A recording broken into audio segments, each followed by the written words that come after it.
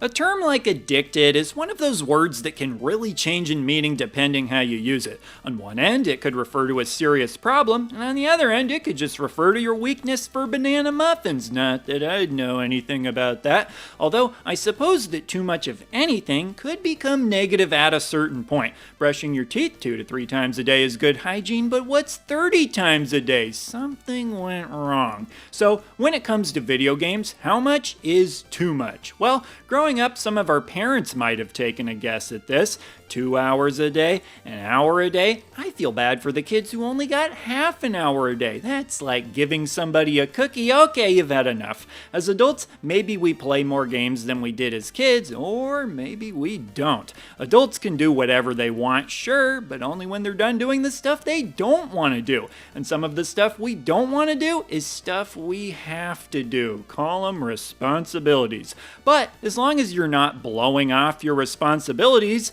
when you're done with them, shouldn't you be able to do whatever you want? In theory, yes. And that's why I'd say being addicted has less to do with how much time you spend doing something and more to do with how it affects the rest of your life. Basically, does playing games make your life better or worse? I think that's the more important question over trying to arbitrarily define the word addicted and apply it to yourself. If you're hooked on video games in a way that's making your life worse, then that's more in line with the type of addiction that's thought of as a problem, to which some might say, well, simple solution here, stop playing them so much. But if you're addicted, you can't stop, even if you want to, or at the very least, it's very difficult. But what if you're playing games to your heart's content and it's not causing you any problems? In fact, it's causing a lot of enjoyment, part of a balanced breakfast, but not in a trick cereal kind of way where it's like, this is crap for you, so make sure you eat something healthy with it to lighten the blow.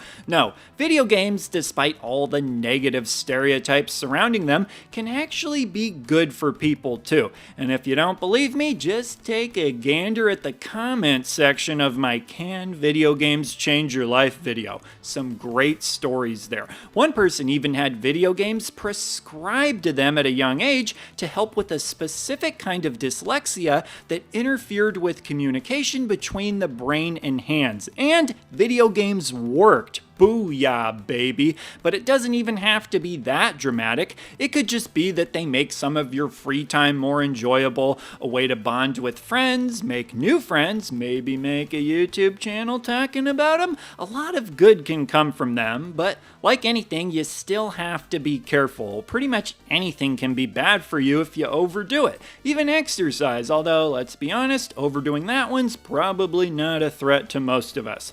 Alright, but when it comes to video games, I've come up with a handful of tests that we can all do to see what kind of video game addiction we may or may not have. Test number 1. Let's start with an easy one.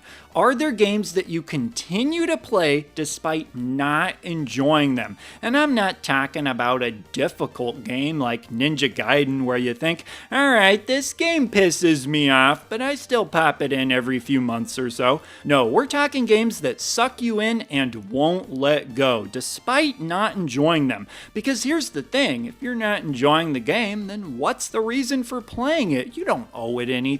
Yeah, get out of my life, game. So, if you continue to play a game that you're not enjoying, then there's something going on in your head, and whatever it is, it ain't good. If there's one genre that has a reputation for sucking players in this way, it's MMOs, or massively multiplayer online games. And I know some folks won't trust themselves to even mess around with these kinds of games because of this. Never played them myself, so I can't say too much about them. Some games just seem like it would be almost impossible to get addicted to them. Picking a game at random, let's just say Rocket Knight Adventures. Actually, now that I think about it, a game I like quite a bit, but I probably only play it twice a year, and that does the trick for me. I suppose addiction to games doesn't necessarily have to depend on a singular game, but could perhaps just be a games by committee type of deal.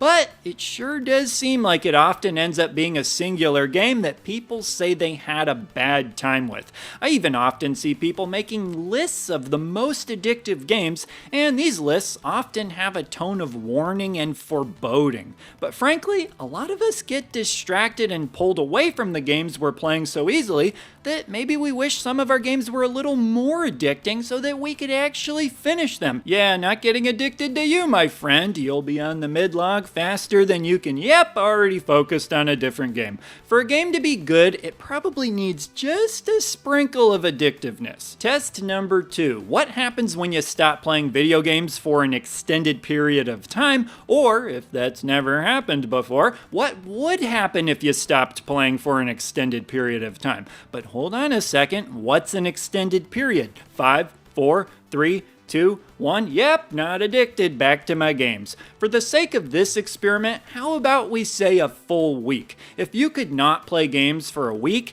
and the time off doesn't bother you at all, then I'd guess you're probably not addicted. By the way, addicted or not, taking extended breaks from gaming can be nice, making it almost feel like seeing a friend you haven't seen in a long time, special handshake and all. But if time apart from games does bother you, what exactly is happening during your time apart? Can you not stop thinking about it? Do you feel distracted while trying to focus on tasks? Are you not able to get things done that you normally would be? Then we have test number 3. How is it affecting the good things in your life? It's one thing to neglect the things you don't enjoy in favor of video games, but what about the things that you do enjoy? I suppose if they're optional things, then that's just making a choice. I wouldn't say you're addicted to video games if you play a game instead of watching a movie, but what if it's playing a game by yourself instead of watching a movie with a friend who invited you to watch it together, assuming it's a friend you like, which is typically a key ingredient of a friend. But besides the more special opportunities like that, what about the everyday stuff? The smell of breakfast in the morning, an afternoon snack, your neighbor's friendly smile. These are things that should definitely not be affected. After all, it's the little things in life that make you happy.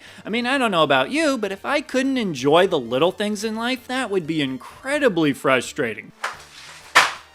Okay, so playing games is one part of the equation, but what about collecting games? Yikes. Perhaps this could be the true addiction for some. I've done entire videos about the potential pitfalls of collecting, but what I'll say here is right in line with the theme of this video. Does your collection bring you more positive or negative feelings? And of course, you wouldn't want any negative feelings at all, but if you feel bogged down by it, guilty for having certain things, feeling like you've bought things you don't even like, or any other number of negative feelings, well, I'm not saying you have to, but downsizing is always an option. You could be perusing through your collection, pick something up and think, why is this something that I want? Why was it ever something I wanted? I think it's probably really easy to become addicted to collecting because with online shopping, there's almost never a time that we can't be on the hunt for games if we want to. Same goes for discovery and research of games.